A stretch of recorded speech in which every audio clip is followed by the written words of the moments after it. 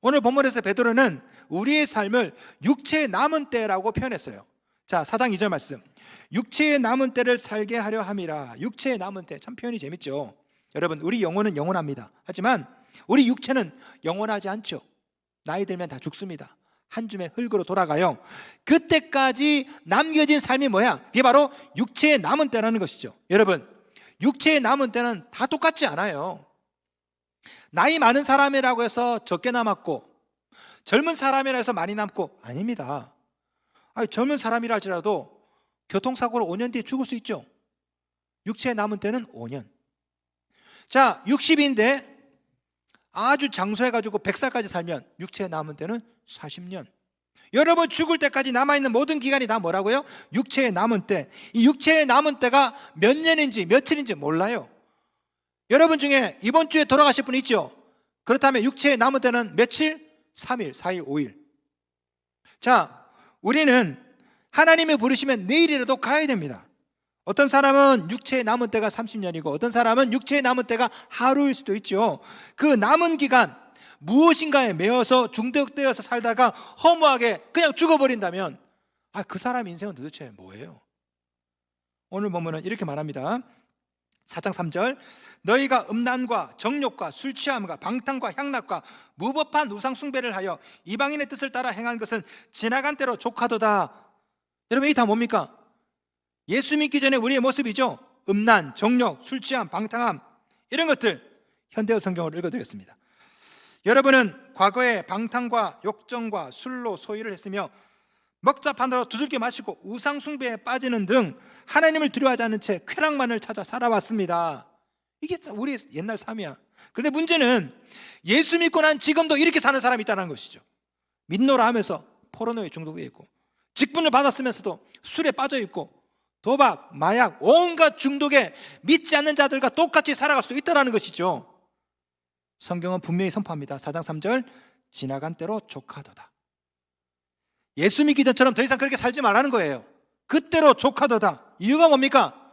육체에 남은 때가 얼마 남지 않았어요. 1년일지 10년일지 하루일지 몰라요. 그리고 언제 우리 주님이 재림하실지 모르거든요. 그 귀한 시간, 그 남아있는 그 시간을 포르노나 보고 유튜브나 보고 쇼츠나 보고 쇼핑에 빠져 있고 그렇게 살지 말라는 거죠. 오늘 본문에서 베드로가 이것을 직감했습니다. 오늘 본문은 로마의 대화재가 났을 때 쓰여진 성경입니다. 자, 로마에 불이 났어요.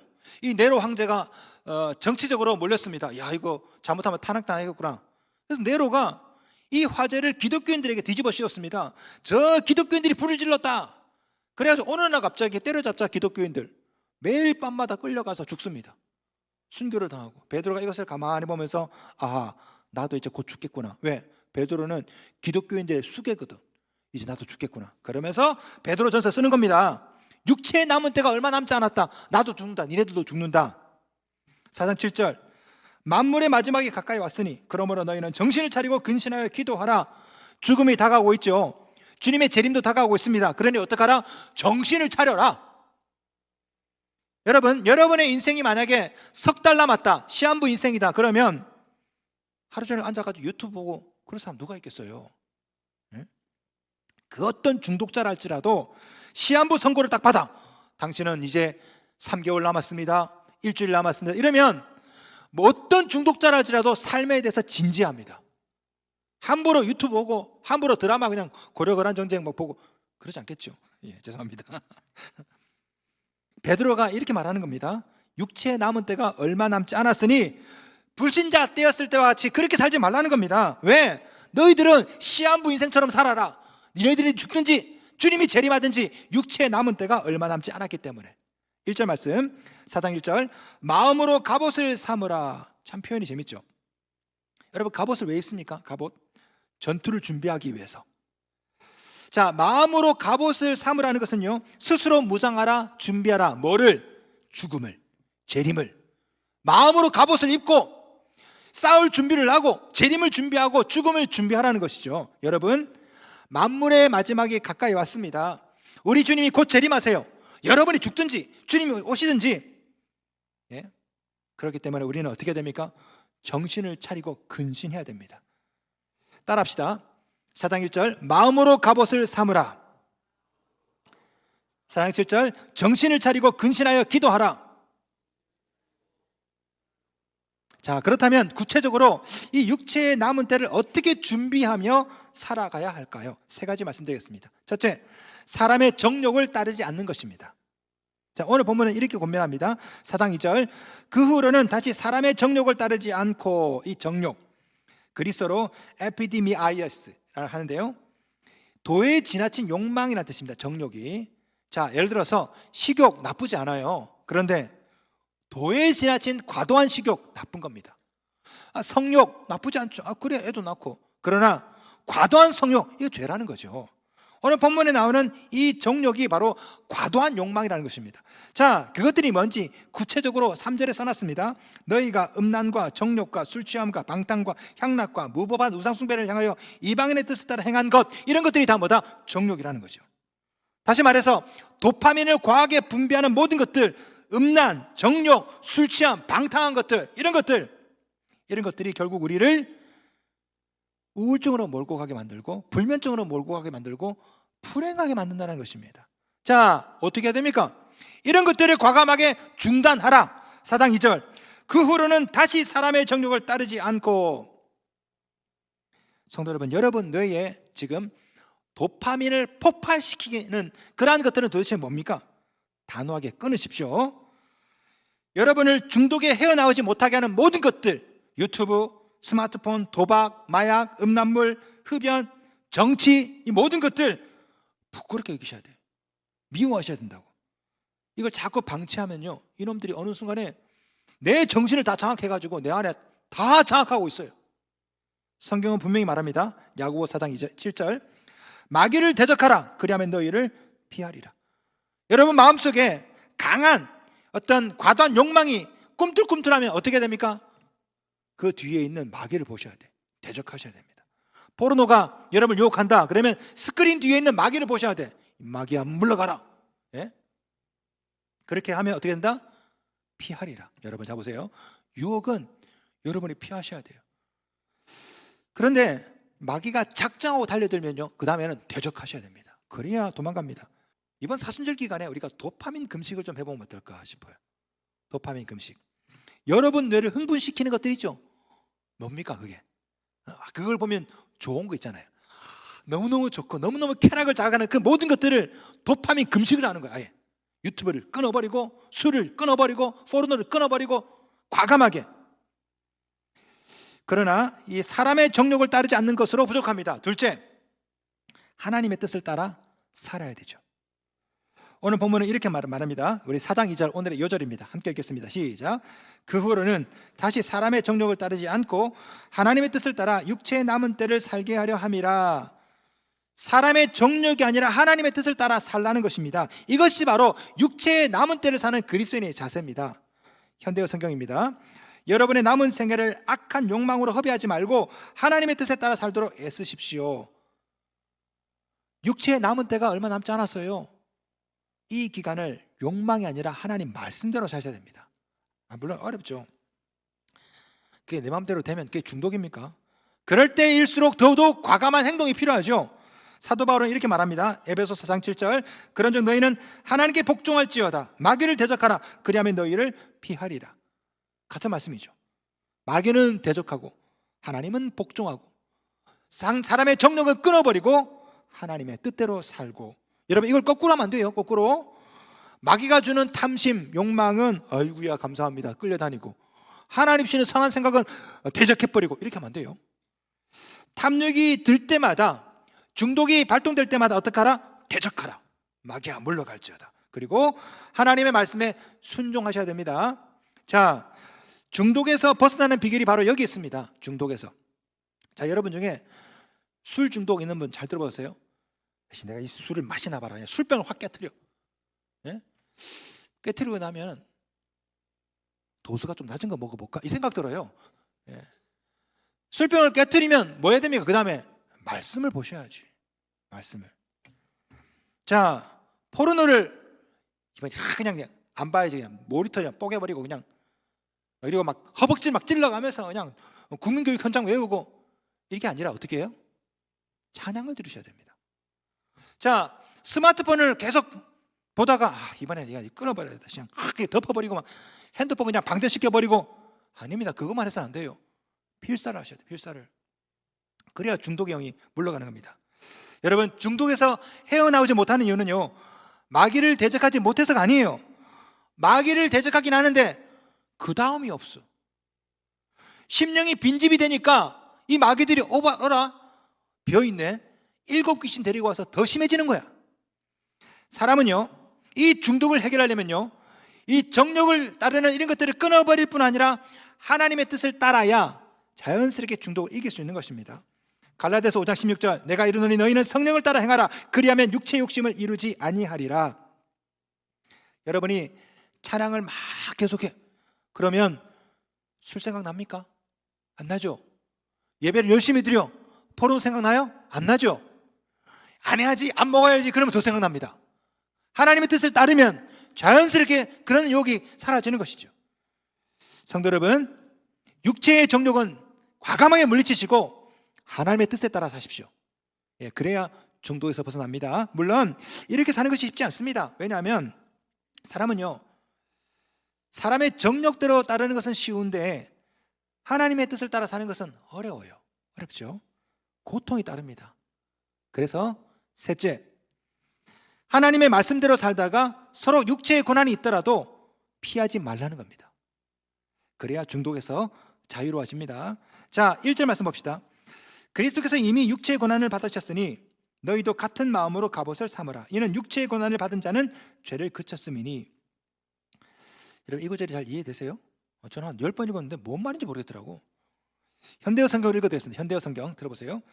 그리스도께서는 고난을 받으시고 고통을 겪으셨습니다. 그러니 여러분도 그분과 같은 각오로 언제 어떤 고난이 닥쳐오더라도 견뎌낼 수 있도록 마음의 준비를 해두십시오. 여러분의 육체가 고난을 받을수록 죄악은 그 힘을 잃어버린다는 사실을 기억하십시오. 현대어 성경을 읽어도 모르겠더라고. 고난을 받을수록 죄악이 그 힘을 잃어버린다. 제가 이 책을 읽고 이 구절을 이해하게 되었어요. 잘 들어보세요. 오늘 도파민 네이션 이야기 다시 해드리겠습니다. 저자는요, 중독을 이기는 비결을 여러 가지로 제시하고 있습니다. 그 중에 하나가 뭐냐면 쾌락과 고통의 시소예요. 쾌락과 고통의 시소. 자, 뇌과학자들이 연구를 딱 했더니 신기하게도 우리 사람은요, 머릿속에 뇌가 있죠. 그 뇌 안에서 쾌락과 고통을 같은 곳에서 처리한다는 것을 발견했습니다. 그러니까 쾌락을 담당하는 뇌가 따로 있고 고통을 담당하는 뇌가 같이 있는 게 아니라 한 곳에서 쾌락과 고통을 같이 담당을 해요. 여러분, 쉽게 예를 들어 보겠습니다. 사랑하는 남녀가 있어. 이 남자친구를 너무너무 사랑해. 남자친구가 군대를 갔어요. 그러면 사랑할수록 마음이 아프죠. 쾌락을 주는 것이 동시에 고통을 주거든요. 자, 예를 들어 보겠습니다. 아들을 너무너무 사랑해. 우리 아들. 그 아들이 얼마나 속을 새깁니까? 그죠? 쾌락을 주는 것이 고통을 줘요. 왜? 그걸 담당하는 게 같이 있거든, 머릿속에. 자, 여러분, 이것을 시소로 표현하는데요, 이 시소에 한쪽에 도파민이 막 분비가 돼. 그러면 쾌락이 밑으로 내려가겠죠. 고통이 가벼워서 위로 올라갑니다. 희한하게 우리 인간은요, 평형을 맞추려는 자기 조정 메커니즘이 있습니다. 이게 참 희한해요. 다시 말해서 무슨 말이냐면 쾌락이 가해지면요, 이걸 균형을 맞춰야 되기 때문에 일부러 몸이 고통을 준다는 거예요. 고통을. 자, 무슨 말이냐면요, 마약을 합니다. 마약을 하면 굉장한 도파민이 막 분비가 되겠죠. 그래서 막 쾌락이 막 일어나. 우와! 그 순간에 몸은 이걸 균형을 맞춰야 돼요. 그래서 어떻게 하냐면 고통을 줍니다. 그래서 마약이 끝나면 극심한 무기력증과 우울증이 와요. 이게 바로 쾌락과 고통의 시소인데요, 포르노를 봅니다. 예를 들어서 술을 마셔요. 그러면은 굉장한 쾌락이 있죠. 끝나고 나면 현타가 오죠. 갑자기. 그러면서 굉장히 무기력감이 오고 죄의식이 막 들렸습니까? 이게 쾌락을 막 우리가 과도하게 도파민을 분비해서 쾌락을 막 가중시키면 뇌는요, 이걸 편형을 맞추려고 하기 때문에 일부러 강하게 고통을 줘가지고 거기서 오는 게 뭐예요?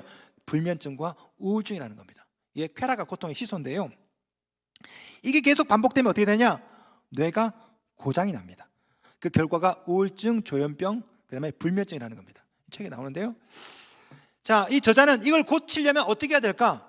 고치려면 여러 가지를 얘기합니다. 이 사람이 여러 가지 얘기하는데 뭐 도파민을 과도하게 분비하는 것을 멈춰라 뭐 이런 얘기도 하는데요.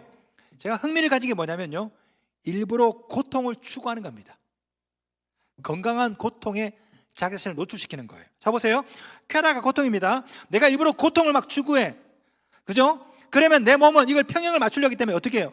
쾌락을 분비한다고, 쾌락을. 그래서 내가 건강한 고통을 추구하면 역설적이게도 이상하게 기분이 좋아지고 쾌락이 생긴다니까요. 여러분, 이것을 쉽게 예를 들어 보겠습니다. 여러분, 등산을 가면 보통 2-3시간 동안 막 올라갑니다. 얼마나 힘들어요. 그냥 내려갈 것을 왜 올라가는지 몰라. 하여튼 이렇게 올라가서 정상에 딱 올라가면 어떻습니까? 갑자기 기분이 좋죠. 와, 이게 바로 쾌락과 고통의 시소예요. 그렇게 힘들지만 내 육체가 힘들어지면 오히려 그것을 균형을 맞추기 때문에 머릿속에 정상에 올랐을 때 강한 쾌감을 느끼는 거죠. 만약에 헬리콥터 타고 정상에 갔으면 별로 느낌이 없을 거야. 하지만 강하게 고통을 추구하다 보면 더 강한 쾌락을 갖게 되는 것이죠. 헬스클럽 가가지고 운동을 합니다. 역기를 들고 막 달리기 하고 힘들어요. 그런데 끝나고 나면 샤워할 때 기분이 좋죠. 우리 몸이 이것을 균형을 맞추려고 하기 때문에 그래요. 그래서 저자는요, 스스로 일부러 건강한 고통에 노출시켜라 이렇게 권면합니다. 이 저자는 이런 행위를, 이런 것을 2주에서 4주, 적어도 4주 정도 하는 것, 30일 정도, 한 달 조금 넘게 이 정도 했더니 효과가 있더라. 중독에서 벗어나더라. 그걸 딱 보면서 이거 교회 얘기 아니요. 우리가 사순절 때 4주 동안 지금 하지 않습니까? 40일 특세. 우리 특세할 때 30일 하지 않습니까? 우리 사순절 때마다 몇 년마다 우리가 뭐 합니까? 우리 교회는 다 절제 연습을 하지 않습니까? 절제 연습. 스스로 건강한 고통에 노출시키는 거죠. 여러분, 40일 특세하는 게 쉽습니까? 새벽에 일어나서 얼마나 고통스러워요. 그런데 그 고통을 견디다 보면 희한하게 희열이 생깁니다. 그건 못 느끼셨어요? 새벽기도 하다 보면 힘들고 어려워요. 한데 거기 희한한 그런 어떤 쾌락이 있고 만족이 있거든요. 우리 교회에 필사하시는 분들 많습니다. 필사. 어떤 분은 필사를 하도 많이 해서 병원까지 가시더라고. 관절에 이상이 생겨가지고 손가락이 휘어진 분도 계시더라고요. 제가 집사님 너무 무리하게 하지 마세요. 그런데 목사님 재밌어요. 그거 다 밤을 새고 한다더라고요. 제가 이 책을 보다가 그 메커니즘 알았어요. 이거구나. 건강한 고통을 추구하는 것이 희한하게 우리에게 강한 쾌락이라는, 만족이라는, 행복이라는 보상 심리를 주거든요. 알고 보니까 오늘 본문에 그 이야기가 있네. 4장 1절 말씀. 육체의 고난을 받은 자는 죄를 그쳤음이니. 현대어 성경을 읽어드렸습니다. 여러분의 육체가 고난을 받을수록 죄악은 그 힘을 잃어버린다는 사실을 기억하십시오. 이제 아셨습니까? 우리가 하나님 말씀대로 사는 것이 어렵죠. 힘들어요. 하지만 그렇게 스스로 고통을 선택하는 것이 하면 할수록 오히려 육체의 정욕이, 죄악이 힘을 잃어버리는 거예요. 여러분, 이 시대는 쾌락 과잉 시대입니다. 도파민을 과잉하게 분비하게 만드는 도파민 네이션에 살고 있죠. 이것이 결과적으로 우리를 얼마나 불행하게 만드는지 몰라요. 이럴 때 우리가 해야 할 일은 오히려 건강한 고통을 추구하는 것입니다. 예배를 드리고 기도를 하고 말씀을 보고 특세를 하고 필산하고. 여러분, 이게 쉬워요? 어렵죠. 오늘 아침에 제가 교회 나올 때 하늘을 보니까 진짜 맑더라고요. 하늘 보셨어요? 이렇게 날 좋은 날, 여러분이 건물 안에서 지금 도대체 뭐 하고 있는 거예요? 우리 모두는 스스로 건강한 고통을 지금 선택한 겁니다. 그죠? 이것이 결과적으로 우리를 어떻게 한다? 행복하게 만든다는 거예요.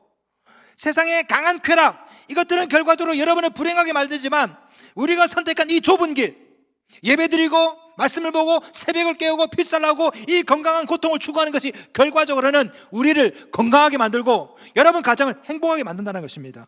오늘 본문에서 베드로가 이 얘기를 하는 겁니다. 육체의 남은 때가 얼마 남지 않았으니 너희 스스로 건강한 고통을 추구하라. 니네들이 고난을 당할수록 죄는 힘을 잃게 될 것이다. 물론 이렇게 살기 시작하면 여러분 친구나 가족들이 여러분을 비웃습니다. 아이고, 인생 왜 그렇게 살아, 답답하. 그렇게 하루 종일 교회 가가지고 여러분을 불쌍하게 볼 거예요. 그러나 우리 주님 재림하실 때가 되면 누가 어리석은 삶을 살았는지 제대로 드러납니다. 4절 5절. 여러분은 너희가 그들과 함께 그런 극한 방탕에서 다름질하지 아니하는 것을 그들이 이상히 여겨 비방하나 그들이 산자와 죽은 자를 심판하기로 예배하신 이에게 사실대로 고하리라. 마지막에 고하리라, 고발당한다 이 뜻이에요. 여러분이 거룩하게 사는 것을 사람들이 비웃지만 그러나 결국에는 산자와 죽은 자를 심판하신 주님 앞에서 그들 모두가 다 고발당할 것이다. 지금은 몰라요. 지금은 쾌락을 즐기고 방탕하게 사는 사람, 이 사람들이 행복해 보일 수 있습니다.